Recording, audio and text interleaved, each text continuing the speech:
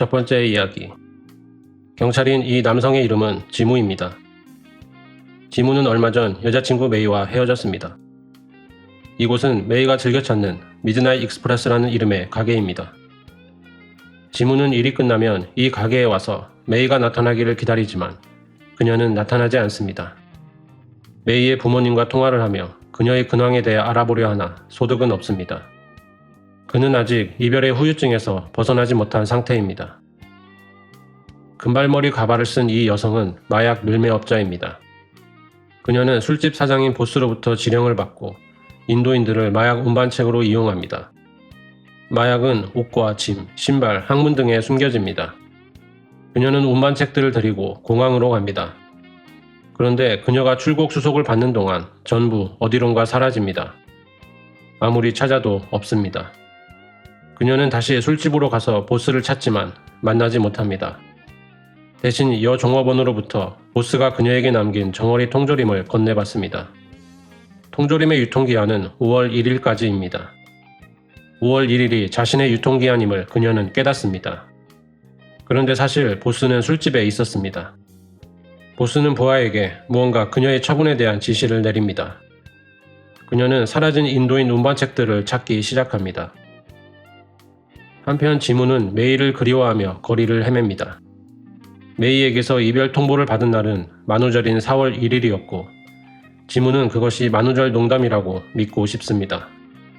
그 농담이 한 달간만 지속되길 바라는 마음에서 지무는 유통기한이 5월 1일까지인 파인애플 통조림을 매일 사들입니다.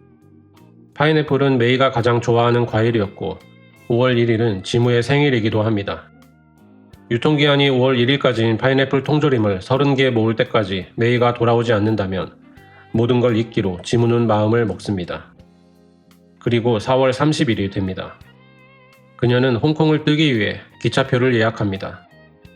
그런 다음 코인 로커에 보관해 두었던 권총을 챙깁니다. 그녀는 사진을 들고 인도인들을 대상으로 수소문을 합니다. 마침내 옷가게를 하는 그 운반책들의 지인을 찾아냅니다. 하지만 그 옷가게 주인은 모른다고 잡아댑니다. 그녀는 다급한 마음에 옷가게 주인의 딸을 납치합니다. 그런 다음 1시간 내로 그 사라진 운반책들에 대한 정보를 알아내지 못할 시 딸을 영원히 보지 못할 거라고 협박합니다. 딸은 맛있게 아이스크림을 먹고 있습니다. 옷가게 주인은 괴로워합니다. 1시간이 지나도 옷가게 주인은 정보를 내놓지 못하고 그녀는 그가 아무것도 모른다고 판단해 딸을 돌려줍니다. 지명 수배범을 잡은 지무는 습관처럼 좋은 소식을 알려주기 위해 메이에게 전화를 겁니다. 그런데 전화를 받은 사람은 낯선 남자입니다. 편의점에 들어간 그는 유통기한이 5월 1일인 파인애플 통조림이 있는지 묻습니다. 점원은 유통기한이 지난 통조림들이 담겨있는 박스를 통째로 그에게 건넵니다. 5월 1일이 됩니다. 보스에게 지령을 받은 인도인들이 그녀를 죽이기 위해 행동을 시작합니다. 대비를 하고 있던 그녀는 총으로 상대를 제압합니다. 보스의 부하들에게 쫓기던 그녀는 간신히 위기 상황을 모면합니다. 지무는 마침내 유통기한이 5월 1일까지인 30번째 파인애플 통조림을 손에 넣습니다. 그는 모아두었던 통조림을 먹기 시작합니다. 밖으로 나온 지무는 외로움을 달래기 위해 옛 연인들에게 차례로 전화를 걸어보지만 공허함만 더해갈 뿐입니다. 통조림을 30개나 먹어 더부룩해진 속을 달래기 위해 지무는 술집에 갑니다. 뱃속에 있는 것들을 일단 전부 개워낸 다음 술을 마시기 시작합니다. 그러면서 이제부터 술집에 제일 먼저 들어오는 사람을 사랑하기로 마음을 먹습니다. 그때 그녀가 술집에 들어섭니다. 지무는 슬그머니 그녀 옆에 앉아 친근하게 말을 겁니다. 그녀는 대화할 기분이 아니라며 차갑게 대꾸합니다. 그녀의 태도에도 아랑곳 없이 그는 계속해서 말을 이어나갑니다. 넉살 좋은 그의 태도에 그녀는 조금씩 대꾸를 해줍니다. 당신은 날 이해하지 못할 거라고 그녀가 말하자 그는 그렇다면 당신이 날 이해하면 된다고 대답합니다. 그녀는 상대를 이해하는 건 무의미하다고 생각합니다. 왜냐하면 사람은 늘 변하기 때문입니다. 이어 종업원이 금발머리 가발을 들고 술집 보스를 유혹합니다. 보스는 금발머리에 패티시가 있는 듯합니다. 보스가 이 금발머리 가발을 쓴 마약 밀매업자의 옛 연인이었음이 암시됩니다. 두 사람 다 이별의 상처를 안고 있는 것입니다. 영업시간이 끝난 후 술집을 나온 두 사람은 호텔에 들어갑니다. 호텔에 가자마자 그녀는 그대로 뻗어버립니다. 잠이 오지 않는 지문은 호텔방에서 영화를 보며 끊임없이 배를 채웁니다. 날이 밝고 그는 그녀의 구두를 벗겨줍니다.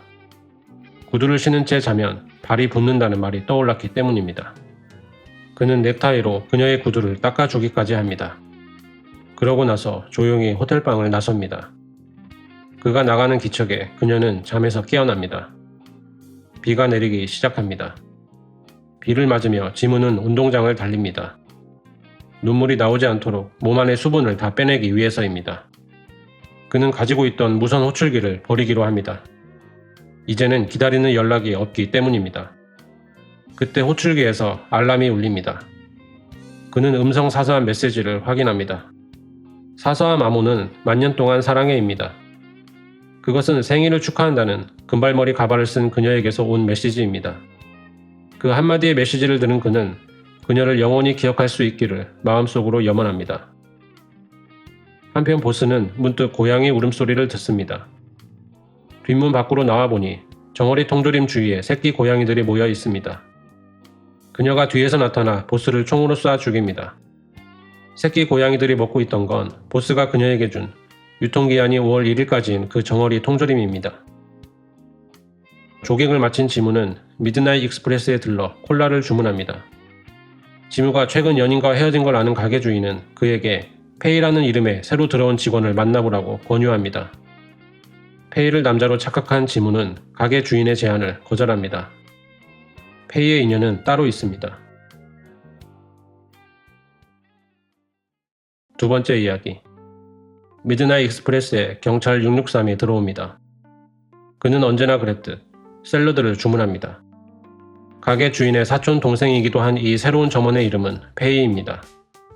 페이는 언제나 캘리포니아 드리밍을 가게에 크게 틀어놓고 일을 합니다. 음악을 크게 듣는 걸 좋아하는지 그가 묻자 페이는 시끄러울수록 좋다고 대답합니다. 머리를 비울 수 있기 때문입니다. 그는 매일 찾아와 여자친구를 위해 샐러드를 포장해 갑니다. 페이는 주방에서 몰래 그를 힐끗거립니다. 그에게 마음이 있는 듯 보입니다. 멀어지는 그의 뒷모습을 물끄러미 바라봅니다. 어느 날 가게를 찾은 그는 샐러드 대신 커피를 주문합니다. 주인이 그 이유를 묻자 그는 여자친구가 떠났다는 사실을 알립니다. 뒤에서 귀를 쫑긋 세우고 있던 페이의 눈이 돌아갑니다. 그의 전 여자친구는 스튜어디스였습니다. 그가 휴가를 간 사이 가게를 찾은 전 여자친구는 그에게 전해달라며 편지를 맡깁니다. 주인은 몰래 편지를 뜯어봅니다. 그 편지를 직원들도 전부 돌려봅니다. 결국 페이도 그 편지를 읽습니다.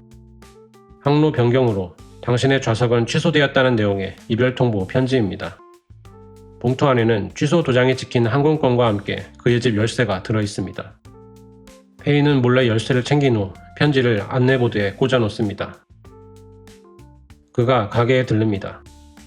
페이는 그의 전 여자친구가 어제 가게에 찾아와서 편지를 맡기고 갔음을 알립니다. 페이가 편지를 건네자 그는 읽는 것을 주저합니다. 그러고는 편지를 잠시 보관해달라고 말한 뒤 가게를 떠납니다. 다음날 그가 병가를 냈음을 그의 동료가 알려줍니다. 병가의 이유는 앞정에 찔려서입니다. 편지가 앞정에 찔린 채 안내보드에 붙어 있습니다. 그는 집 안에만 틀어박혀 있습니다.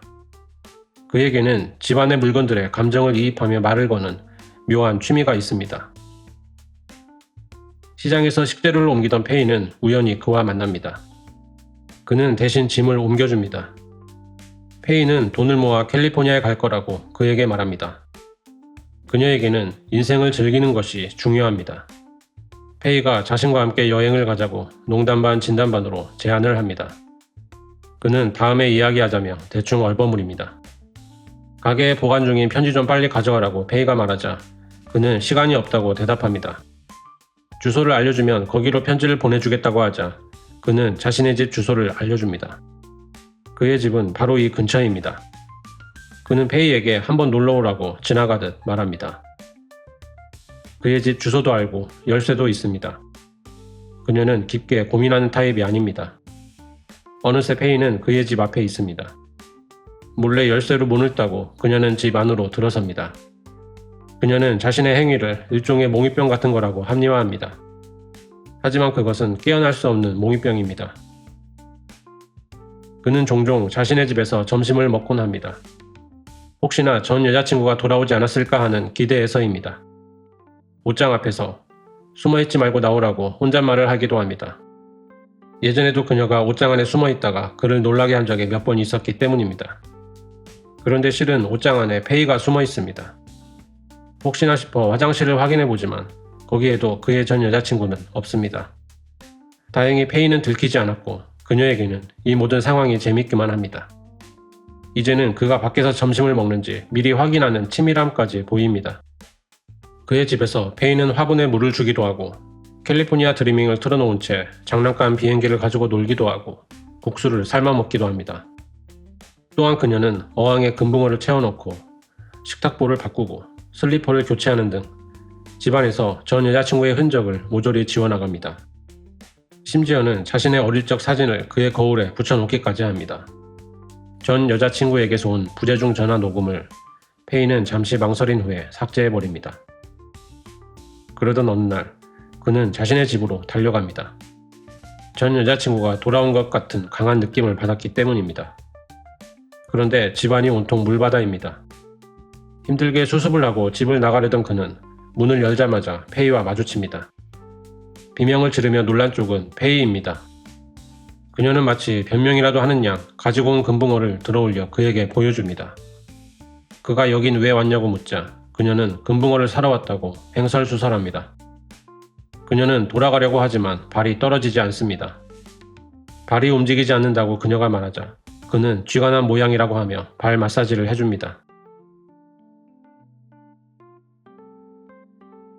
마사지 후 두 사람은 함께 소파 위에서 낮잠을 잡니다. 어느 날 그는 거울에 붙어있는 정체불명의 사진을 발견합니다. 비누도 새 것으로 바뀌어 있습니다. 수건도 자신이 쓰던 것이 아닙니다. 인형도 생김새가 달라져 있습니다. 하지만 무신경한 그는 이 모든 상황을 대수롭지 않게 여깁니다. 여느 때와 다름없이 페이는 몰래 그의 집을 청소합니다. 신문지로 비행기를 접어 창문 밖으로 날립니다. 그리고 그 모습을 그에게 들키고 맙니다. 집을 나서던 페이는 그와 딱 마주칩니다. 페이는 문을 잠그고 그는 문을 발로 차 집 안으로 들어옵니다. 그녀는 가까스로 도망치는데 성공합니다. 마침내 그는 자신에 대한 페이의 마음을 알게 됩니다. 그는 가게로 가서 페이를 불러냅니다. 그러고는 편지를 돌려달라고 말합니다. 편지를 받은 그는 페이에게 데이트 신청을 합니다. 부끄러워서인지 아니면 원래 성격이 그런 건지 그녀는 마음에도 없는 말을 하며 살짝 튕깁니다. 내일 저녁 8시 캘리포니아에서 기다리겠다고 그는 말합니다. 이를 아는 그녀의 얼굴에는 싱글벙글 웃음이 가득합니다. 그는 전 여자친구의 스튜어디스 유니폼을 편지와 함께 박스에 넣고 테이프로 봉합니다. 다음날 저녁 8시 그는 술집 캘리포니아에서 페이를 기다립니다. 하지만 그녀는 나타나지 않습니다. 그녀의 사촌오빠인 가게 주인이 나타나 페이가 전해주라고 했다며 편지 봉투를 건넵니다. 가게 주인은 페이가 가게를 그만두고 캘리포니아로 떠났다는 소식을 전합니다. 예전에도 그랬듯 그는 편지 내용을 확인하길 꺼려합니다. 그는 봉투를 편의점 앞 쓰레기통에 버립니다. 비가 쏟아집니다. 얼마 뒤 그는 다시 봉투를 되찾습니다. 다 젖어버린 편지지를 조심스럽게 꺼내 내용을 확인합니다. 페이에게서 받은 편지는 티슈에 어설프게 그려진 항공권입니다. 탑승 날짜는 1년 후입니다. 행선지는 물에 번져 보이지 않습니다.